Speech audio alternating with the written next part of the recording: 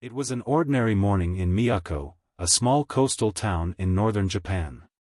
The sun had barely touched the rooftops when the salty sea breeze began to drift slowly through the narrow streets, carrying with it the familiar scent of the ocean. The sky, a milky blue, seemed far too calm, no clouds, no wind, no rush. The curtains of house number 17 swayed gently, pushed by a warm air that seemed to whisper something unseen. Inside, Tami Akanuma, a gray-haired woman with graceful movements, was pouring her morning green tea, just as she did every day. It was a quiet, sacred routine. Always silent, accompanied only by the soft clinking of porcelain and the low hum of the radio. But that day, something shattered the silence. Babu, her little Shih Tzu with fluffy fur and watchful eyes, was restless. First came the hurried footsteps down the hallway. Then, the short, repeated barks, as if he was trying to say something. He didn't want a treat. He didn't want to play. He wanted to go out. Tami found it odd. Usually, Babu waited patiently for his walk, but now he was agitated, almost frantic. He paced in circles. Ran to the door. Came back. Stared at her. Then ran back again. Something in his eyes looked like a plea. Reluctantly, she got up and put on her coat. It was early, and the sea was quieter than usual, as if it, too, were holding its breath. She opened the door. The air outside felt different. Denser. Heavier. Almost as if the town itself was caught in some kind of suspense. And then, Babu tugged hard on the leash and bolted. In that moment, without knowing it, Tami was leaving behind more than just her home. She was leaving behind everything she knew. Because something was coming. Something only Babu seemed to sense. What if your dog could feel danger before you did? Tami Akanuma had always lived a simple life. She woke up early, prepared her tea with calm, deliberate movements, and sat by the small kitchen window, from where she could see the sea in the distance. She was a serene woman, the kind who learns to listen to time and respect the rhythm of the seasons. She was in no hurry, had no grand ambitions. She had her home, her neighbors, and Babu, the little companion who filled the silence of her house with subtle joy. Babu had been with her since he was a puppy. A late gift from her daughter, who lived in Tokyo and rarely came to visit. At first, she thought she wouldn't be able to take care of a dog. But he, with his gentle nature and ever-watchful eyes, became part of the soul of that home. He was the one who followed her every step, who curled up near her feet on winter afternoons, and who sensed her sadness even before she admitted it to herself. That morning, everything seemed the same, but it wasn't. The sky was still blue, but there was a thin, almost invisible mist in the air. The sea, usually restless in the early hours, was still, too still. The waves rolled in weakly, as if they hesitated to touch the shore. It was as if the world itself was holding its breath. Tami noticed it vaguely, between sips of her tea. It wasn't something she could name, just a feeling. Like waking up from a dream you can't remember, but that leaves your heart uneasy.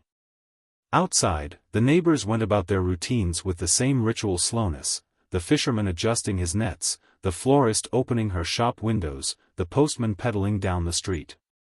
Everything seemed normal, except for the silence. A thicker silence than usual, one that made the birdsong sound distant. And in that silence, Babu began to act differently. First with restless pacing. Then, those short barks. And then that insistence, almost a calling. It wasn't a request to go for a walk. It was more than that. It was a warning. But Tami didn't know that yet. She simply put on her shoes, tied the leash, and stepped outside, believing it was just another ordinary morning.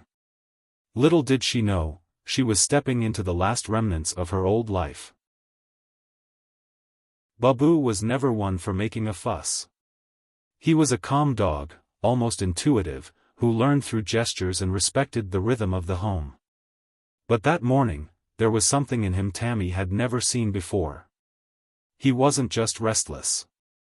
He was anxious, distressed, like he was hearing a sound humans couldn't detect, or maybe sensing an invisible vibration running beneath the ground. His paws danced across the wooden floor, from the door to the hallway to the kitchen, and back again, non-stop. His eyes locked on Tammy, not just pleading, but commanding. She tried to distract him. Picked up his favorite toy, offered him water, called him to lie down beside her on the tatami mat. Nothing worked. Finally, with a tired sigh and a knot of concern in her chest, Tammy gave in. She grabbed the collar, clipped the leash, and opened the front door, without even putting on her walking slippers. The moment the latch clicked, Babu bolted. Not with the usual joy of going for a walk, but with urgency. With purpose. The street was still silent, and the fog was starting to thicken slowly, like a damp sheet settling over the rooftops. With each step, Tammy felt a shiver that didn't come from the cold, it was something else. The kind of sensation that seems to rise from your stomach and climb up through your ribs, as if your body knows something's wrong before your mind does. They walked a few blocks. Instead of heading toward the park, as they did every day, Babu suddenly veered left, slipping through a narrow alley between two houses, a path they had never taken together. Tammy hesitated. "Why this way, Babu?" she whispered, as if her voice might break the strange spell hanging in the air. The dog pulled firmly, and there was something in his eyes that wasn't fear, it was resolve. As if he knew exactly where he needed to go. The street they entered was narrow, lined with moss-covered stone walls. On the other side, freshly planted rice fields mirrored the pale, silent sky. There was no wind. No birdsong. No footsteps but theirs.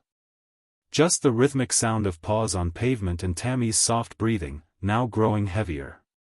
She glanced back at the path they came from. The little town still sat in its false calm, like a painting without motion. But the scent in the air had changed. It was saltier. Thicker. They kept walking. Tammy still didn't know it, but with every step they took into that unfamiliar direction, they were moving away from the edge of an unseen abyss creeping silently toward them. And it was Babu who led the way. As if time itself had whispered him a secret. As if the entire earth was trying to speak, and only he could hear it.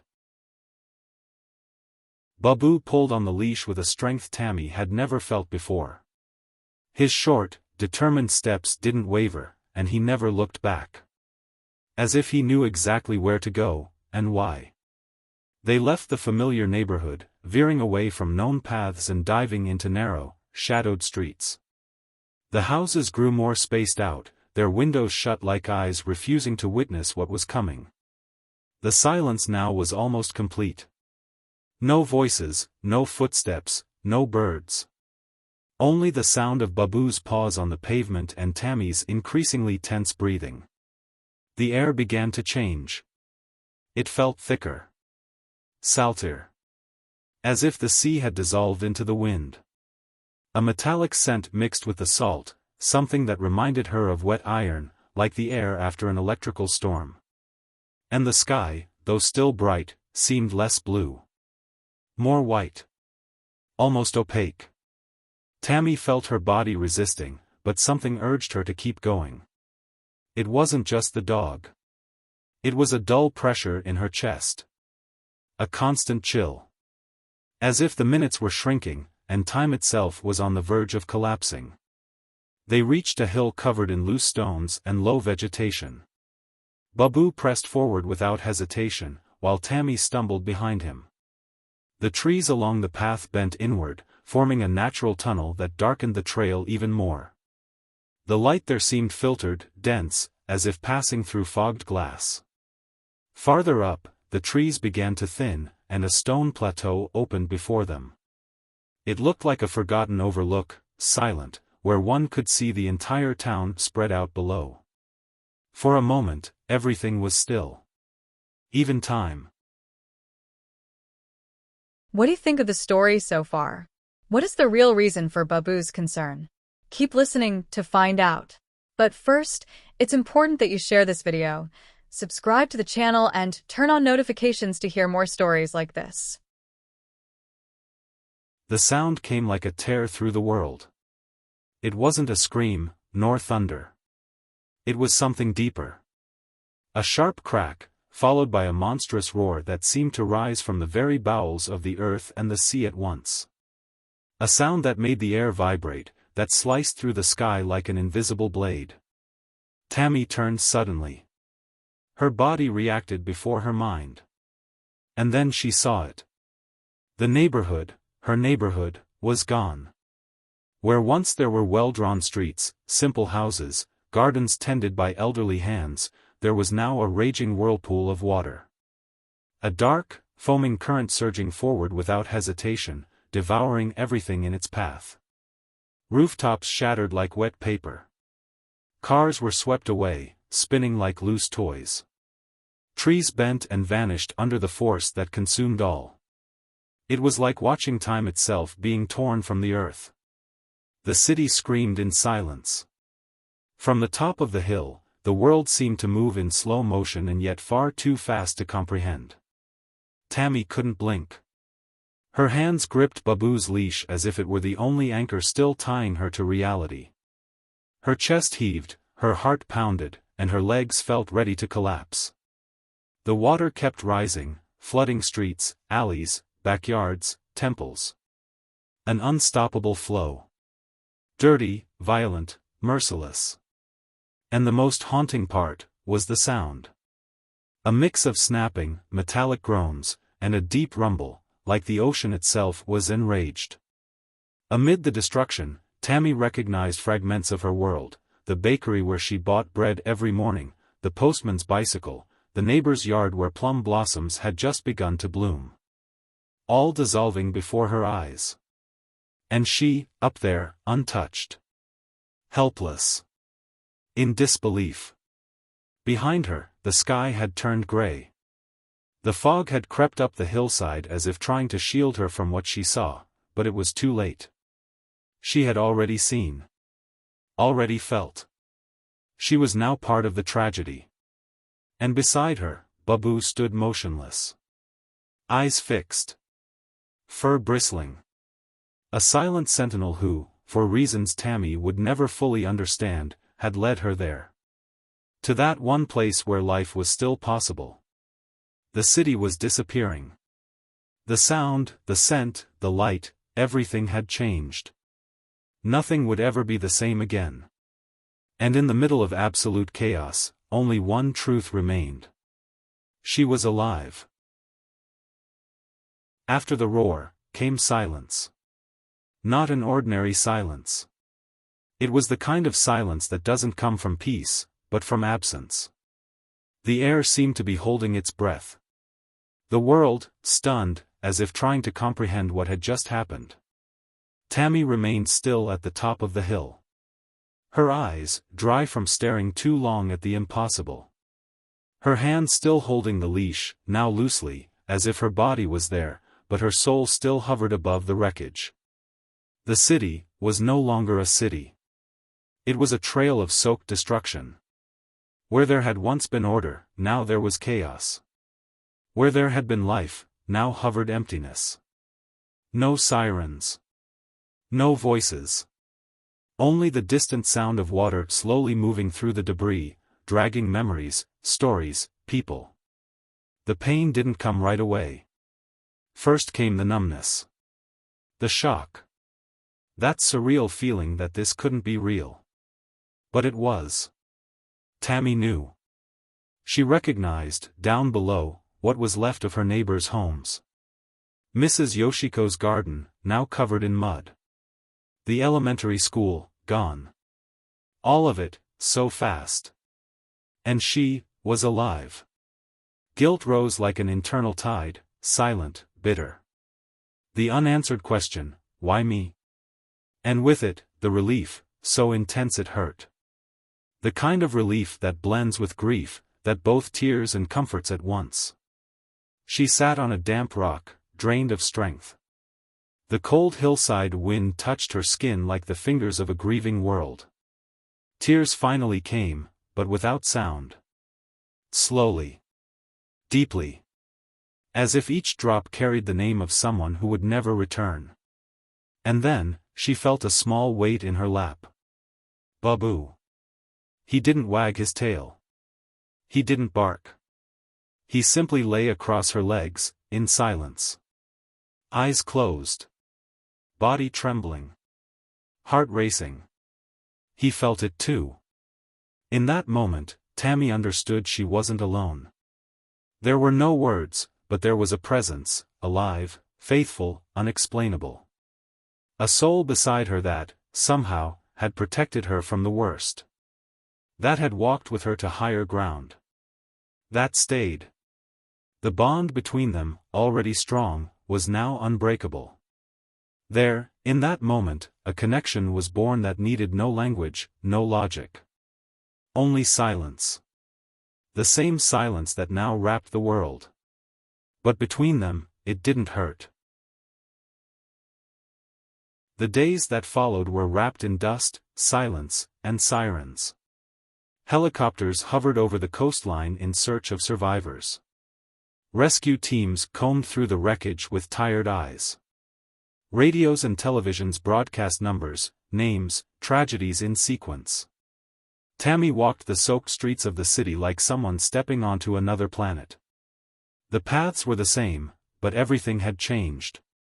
Even time felt different.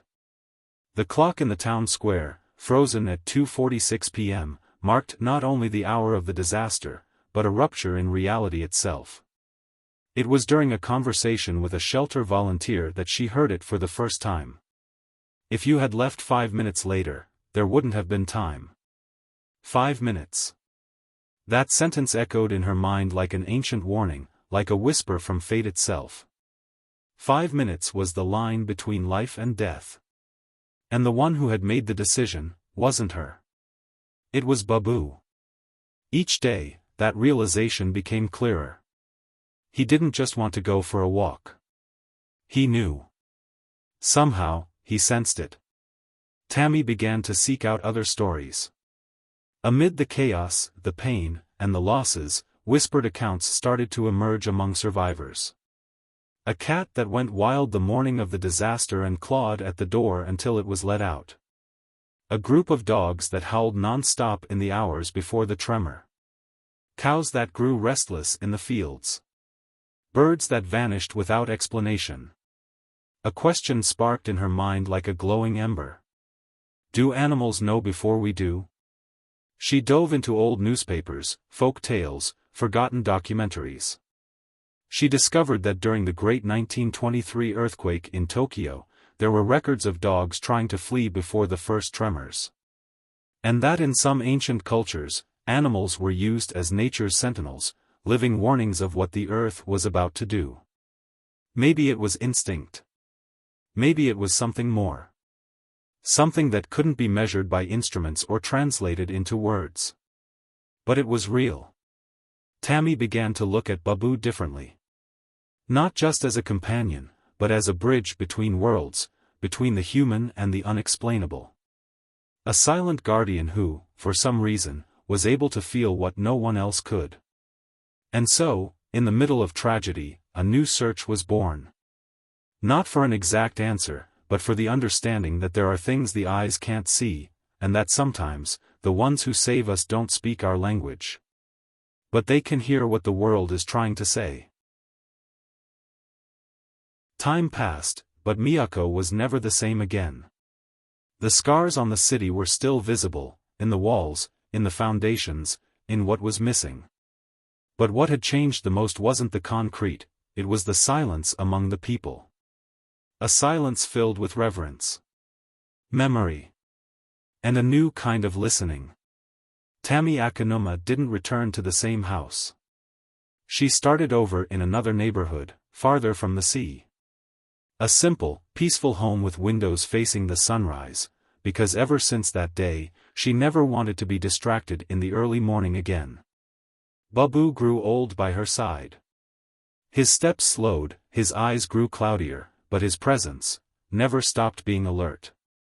He still sat by the door, watchful, as if he were still waiting for the world to tell him a secret. And sometimes, Tammy would find herself watching him for long moments, trying to hear what he heard, trying to feel what he felt. Life went on. More fragile. More precious. And even without seeking definitive answers, Tammy came to believe in a quiet truth. There are bonds that go beyond understanding. Instincts that cannot be taught.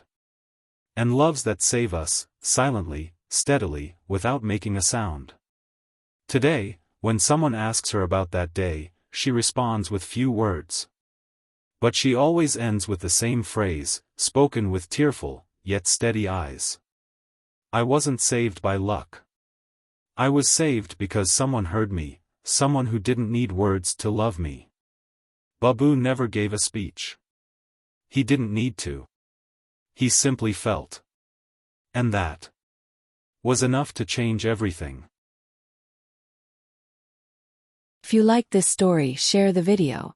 Subscribe to the channel and activate notifications to always hear more stories like this.